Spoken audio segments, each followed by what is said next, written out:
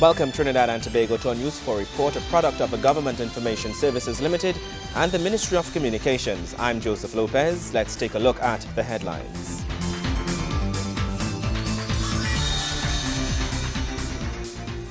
A memorandum of understanding signed between the University of Trinidad and Tobago and the EMA, along with a letter of intent with the University of Putra, Malaysia, for the development of an environmental forensic expert center in TNT.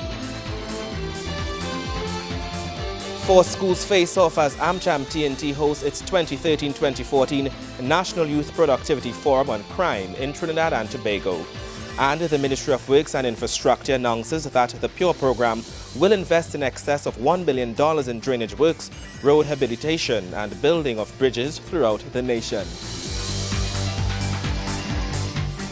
Steps are being taken to develop an environmental forensics expert center here in Trinidad and Tobago as the Environmental Management Authority seeks to ensure a balance between development and the ecosystem. This was highlighted during the signing of a memorandum of understanding between the EMA, UTT and the University of Putra, Malaysia in the establishment of the Institute of Environmental Forensics. An environmental forensic center is to be established as a result of the signing of a memorandum of understanding between the University of Trinidad and Tobago and the University of Putra, Malaysia. It's expected that the EMA will benefit from an exchange of information and training in areas related to environmental management. The aim of the Environmental Forensic Center will focus on technical capacity building. According to Chairman at the Environmental Management Authority, EMA, Dr. Alan Bachon, the need to introduce this systemic approach to managing the environment comes after recent events affecting the ecosystem. The urgency to advance this initiative is evidence-based on recent environmental occurrences such as the oil spill by Petrotrin, gas leaks and other incidents related to environmental pollution, which has placed significant pressures on the very limited resources of the compliance and enforcement departments within the Environmental Management Authority. In addition, we have a far more informed public. The internet and social media allows for speedy and accurate communication. In this regard, our citizens are demanding greater transparency, solution, and actions on environmental issues.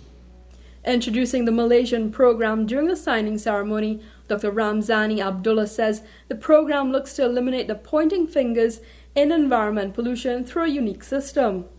When we have a problem, we blame this party, and this party will blame the others, and so on. So now with this new tool, okay, this environmental forensic, with the right equipment and right information, we can pinpoint the culprit. Once we pinpoint the culprit, there's no escape. So we stop the blame game. Dr. Bachon explains the impact this Environment Forensic Center will have on its investigations. Environmental forensic has the potential to dramatically cut down investigation costs and will play a central role in the enforcement of environmental regulations. This will give the regulatory authority the necessary information to determine the extent of environmental damage and decide on the necessary mitigation and remediation measures. As a result, the necessary evidence will be provided to make companies accountable for any environmental damage that they may cause. UTT President Professor Diana Ryan-Singh says the center will seek to add balance to the environmental system along with development. Sustainability of the environment against economic sustainability, and where do you draw that line? And there must always be a balance between two. You cannot talk about complete sustainability and then that in fact economic sustainability, and that is what we need to do to have a complete ecosystem operating. And I think our challenge here is the fact that we never look at all the elements of that ecosystem, whatever we are doing. And that's why we always run into challenges. And as chairman of the AMA said, that we are now putting the various elements of that ecosystem if we are going to move towards environmental sustainability. Under the University of Trinidad and Tobago, a Faculty of Environmental Studies will be established to also exist as an environmental forensic and health institute. Kimberam Calawan, News 4. Young people are having their say and are getting involved in the discussion on crime. Students from 4 schools faced each other on Wednesday as the American Chamber of Commerce of Trinidad and Tobago continued its 2013-2014 National Youth Productivity Forum. American Chamber of Commerce of Trinidad and Tobago, or AmCham-TT as it's known, has held the central round of its 2013-2014 National Youth Productivity Forum. The students of the forum debated the theme for this year's competition, Crime and Security, towards a more productive Trinidad and Tobago. Desiree Gobin-Sicharan, Executive Director at AmCham-TT, says the forum is necessary to shape the future of the nation's workforce. At AmCham, we felt it was very necessary that we invest time, energy, and money to train our students in the art of critical and creative thinking and to provide you with an avenue to express your view on important matters. This project has cemented the AmCham Trinidad and Tobago image as a forward-thinking organization committed to our nation's youth, from whom we seek to produce informed, productive, young persons who will be assets to themselves, their employers, and to the nation at large. The forum was conceptualized 5 years ago in reaction to AmCham-TT's concerns about the apparent lack of productivity, critical thinking, research, innovation, and entrepreneurship amongst the workforce.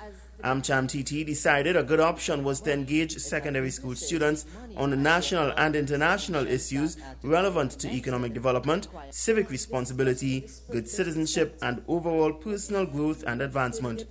The forum features 24 schools throughout Trinidad and Tobago engaging in a multipartite model. Students research and discuss issues from the perspectives of government, labor, business, and civil society. They are expected in the end to realize that collaboration, mutual respect, serious research, and critical thinking are all vital for effective decision-making, good governance, economic development, international competitiveness, and a just society. Gregory McBurney, News 4. More news when we return.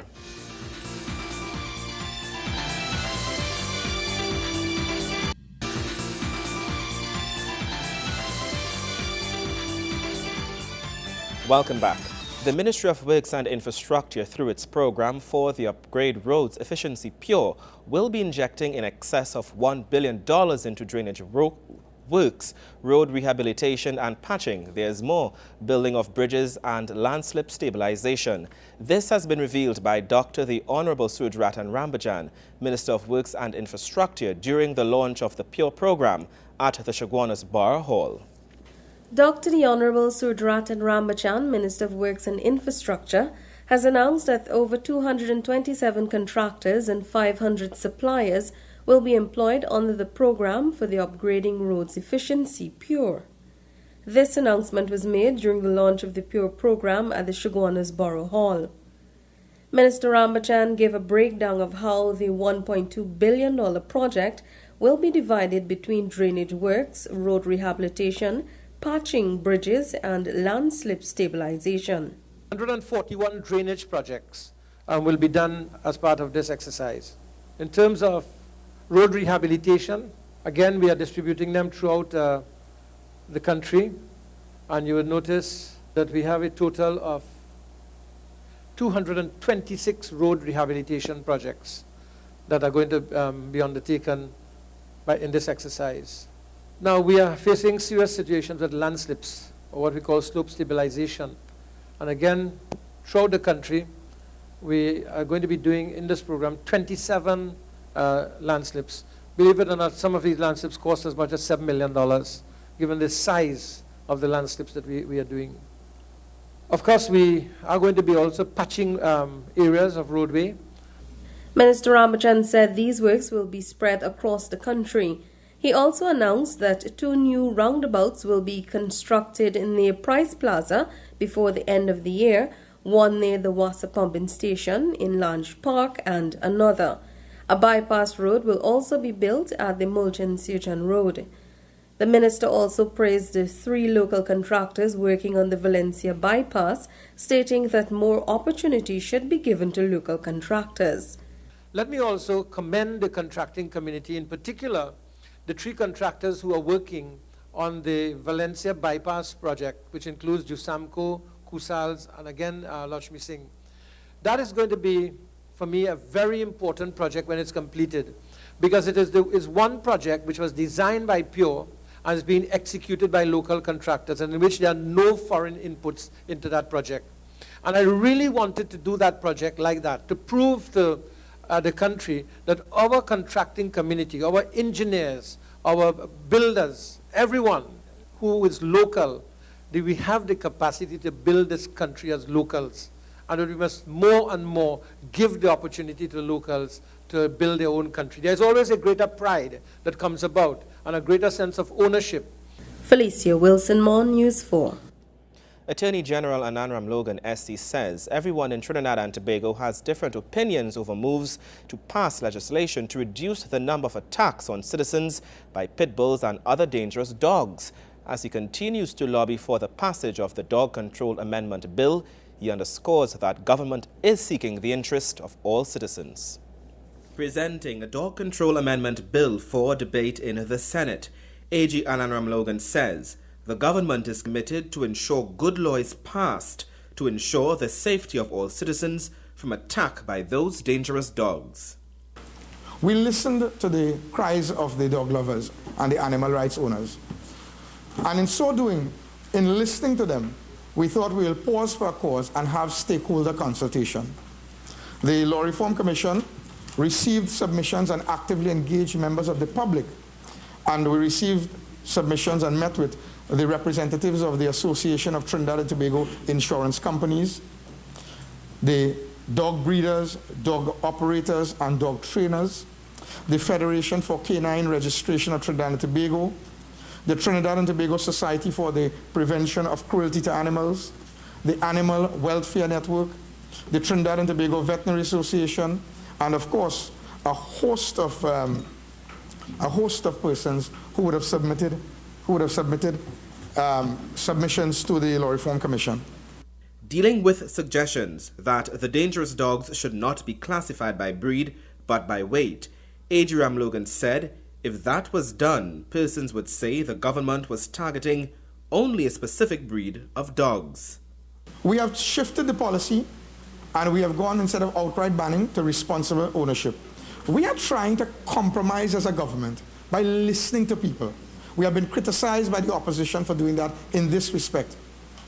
Dr. Rowley seems to have hinted that they would have preferred that we simply proclaimed the 2000 Act, which banned pit bulls altogether.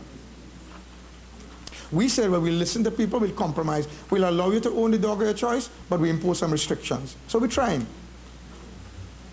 And in striking that compromise, there are different options that have been put forward for the government to consider. He added that if that was implemented, persons would breed their pit bulls and they would be mean and lean, killing machines. To say that other dogs are dangerous is not the issue, Mr. President. To say that other dogs are dangerous is not the issue. Other dogs are dangerous, but their pattern of behavior is relatively known and can be anticipated. We are therefore disposed to supporting this bill totally. The government had issued a full-page advertisement in the newspaper seeking to encourage citizens to show their support for the legislation. News 4 understands that several dog bite victims assembled outside the Parliament to demand that the bill be passed. We take a break. Sport News is on the other side.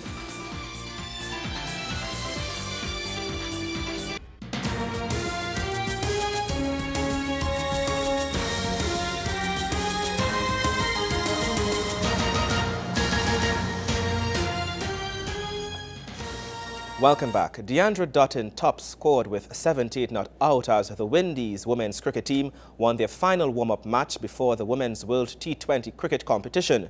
The Windies women took on Australia on Friday morning as they prepare for their first match in the competition next week.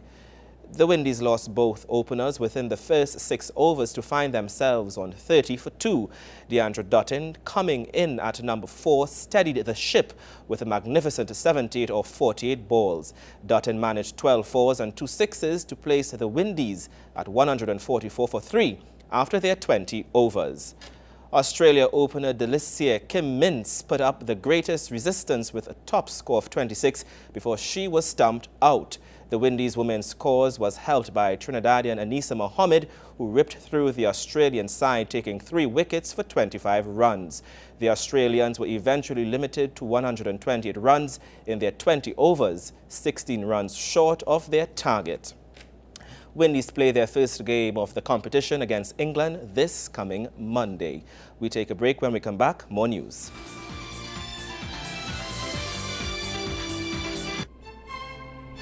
Don't text and drive. And don't talk without your hands-free device while driving, no matter the circumstances. Be aware, be alert, be attentive, even if you're late for your wedding.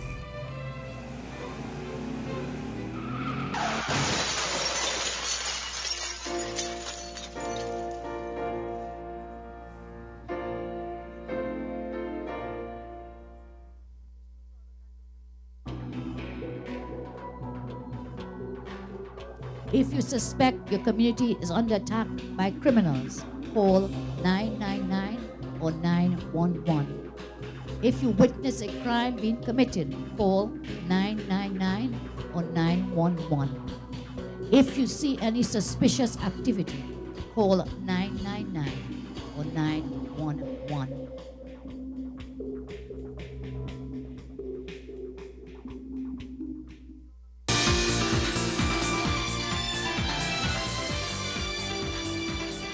Thank you for staying with us. High-level discussions on non-communicable diseases affecting children within the Caribbean engaged several high-ranking officials during the 2014 NCD Child Conference hosted by the Ministry of Health. Speakers highlighted the need to change lifestyles while develop strategic agendas in raising awareness of NCDs among children.